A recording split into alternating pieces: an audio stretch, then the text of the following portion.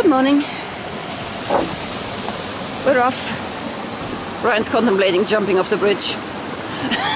No, he's taking photos, I think. I hope.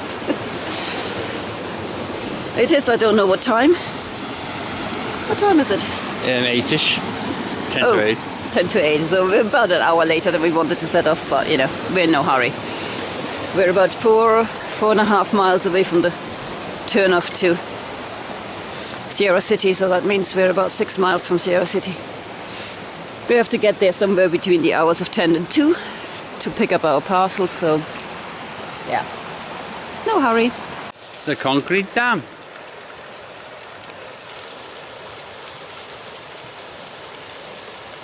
I'll put some information up about it, if I can find it. And there's the rest of the dam, with the valves and everything. It's quite a construction on a tiny stream. I don't know what, as I said, we don't know what it's for.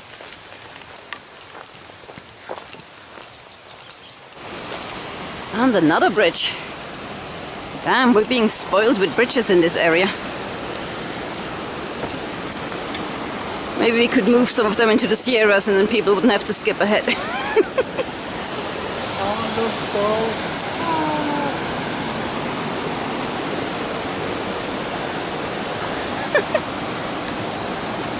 Somebody really liked their granddad. Bless.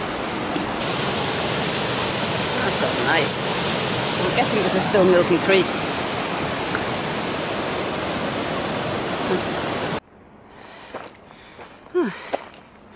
It's a bit unexpected. Came climbing out of the gorge that we've been following, and there's this. Lovely gorge here. We're hoping this is the steel bridge over the Yuba River, because if not, we've got to switch back all this bloody hill back up again to where there was a trail junction. Oh baby, this is so romantic. I love falls, me and you. Let's hope it is Love Falls. Otherwise it won't be romantic at all.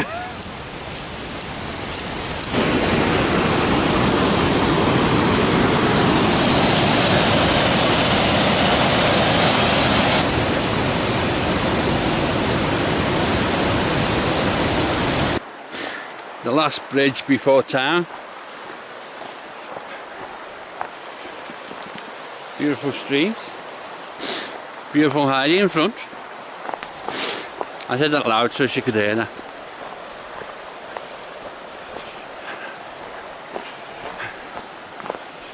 I would say these bridges are really well made.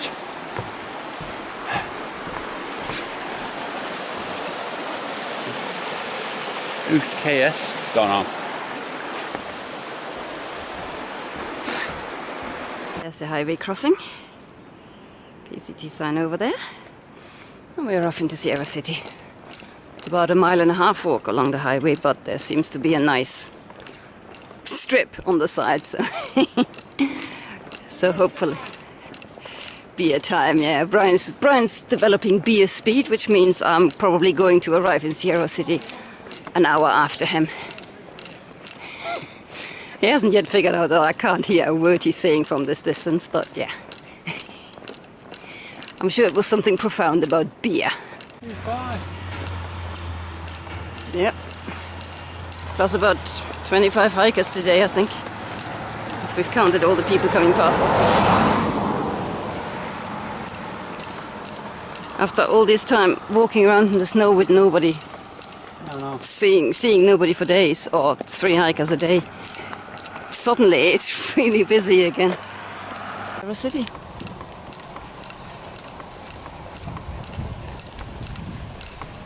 It's another one of typical American towns. It's just one long street. There's the post office and the general store next to it.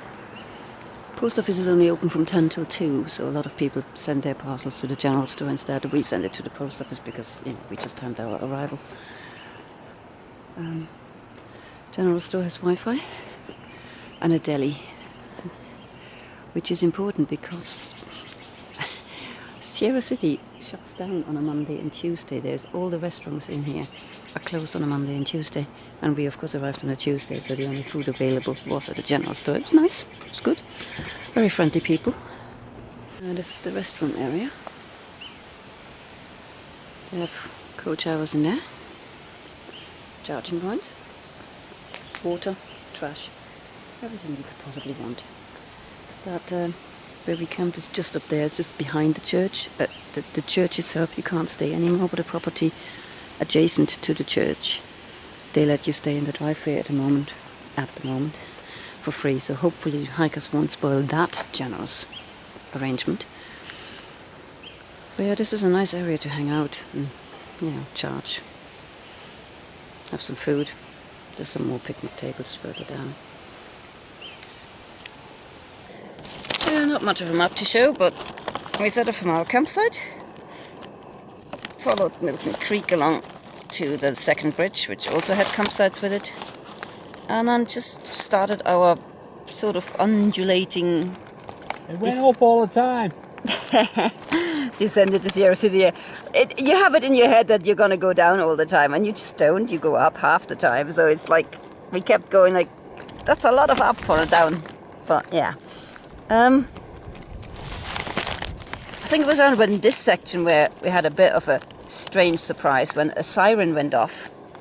Like proper, full-on siren in the middle of the woods. I mean, it looks like you're in the middle of nowhere. We don't know what it belonged to. There must be some works somewhere. I mean, you could hear sort of turbines. Or water gates from the reservoir opening. Yeah, I don't know, but you can hear Bryony saying it could have been some kind of a reservoir kind of opening. I don't know, but the siren went off in the middle of us walking along in the woods. We were like, what on earth was that? But yeah, so we just carried on to the North Yuba River. That was where the waterfall was. That was very pretty. And then you pretty quickly then gain the highway and start your 1.5 mile walk into Sierra City, where we ended up staying. Hi guys, I'd like to talk about ghosts. That's a moody thing. Joking. Oh, you got me. Right, this is the summary for week 14. We're putting it in a day late because we reached Sierra City on day 99, which is when all the expenses happened, obviously, so we're a day late. Sierra City. I thought it's a good place to maybe talk about small towns, American small towns, and the impact we as hikers have on them. You will have seen in the video when we came in the sign, Sierra City population, I think it was 267. When we were there were about 20 of us hikers. So when you think about that, that means that when a bubble of hikers comes through these small towns, the population can increase by 10%. That's quite sizable. And while we all like to feel special and, you know, like we're the only ones, we're not. We should be treated and we should behave like an ambassador of the PCT, because it's not what we're doing, or it's not what the consequences to us it is. Yeah. It's consequences years to come, and it's been lately that people have been quite bad behaviour. Yeah. There's not. And it's all nationalities. It's not just, oh yeah, one of them. It's all of them, because you have to treat these people with respect. Yeah. There is a small, thankfully small subsection of hikers that have a bit of an entitlement problem. They seem to think that because they're PCT hikers, everybody should give them everything, and they should be able to do whatever the heck they want. I mean, Sierra City is an example where you used to be able to camp by the church. This year, for the first time, they've said they don't want that because people in previous classes did not behave appropriately. These little places, they tend to have like maybe 2 rules. They tend to be really simple rules. The church in Sierra City is in the center of a very small town, all they ask people to do is to not party loudly and not drink alcohol around the church and not make it look like, you know, a camp or something. And A shanty town, basically.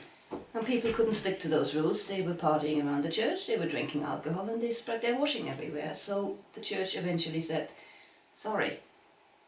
And there's been a number of facilities that have gone away for PCT hikers because of the behaviour of previous classes.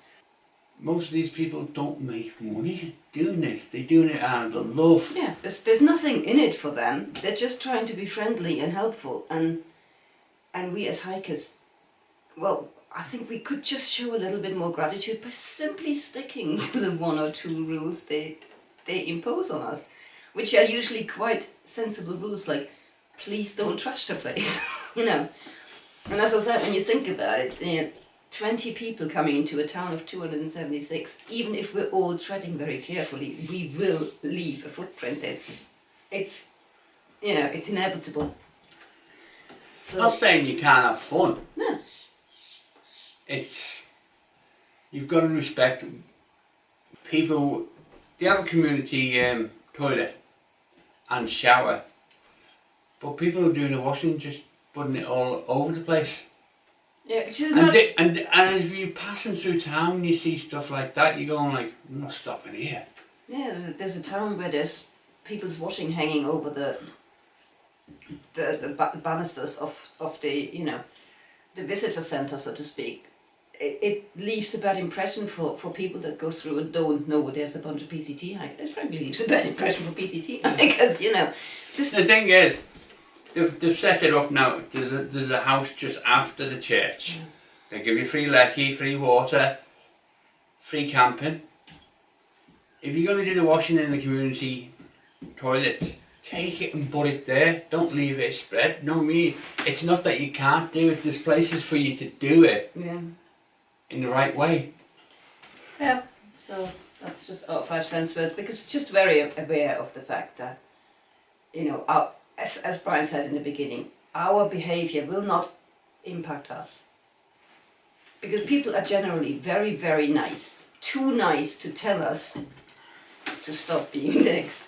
But they will then, the behaviour will impact the next class coming through, because people will just say, the PCT hikers, they are a bit too much trouble. This year I just won't bother. So here's what we spent in that week.